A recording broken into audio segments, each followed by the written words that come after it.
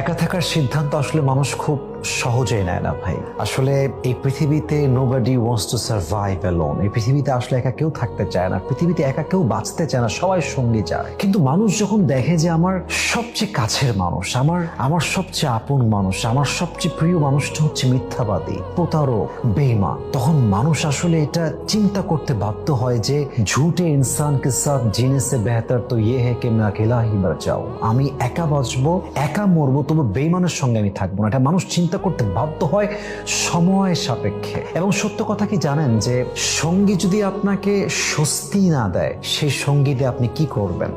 সঙ্গী মানে হচ্ছে বিশ্বাসের জায়গা, সঙ্গী মানে হচ্ছে ভরসার জায়গা, সঙ্গী মানে হচ্ছে আমার সবচেয়ে স্বস্তির জায়গা। তো সেই সঙ্গী যদি বেঈমান না হয়, তবে সেই সঙ্গীর সঙ্গে বাঁচার চাইতে আজীবন একা বাঁচা উত্তম, একা মরাই উত্তম।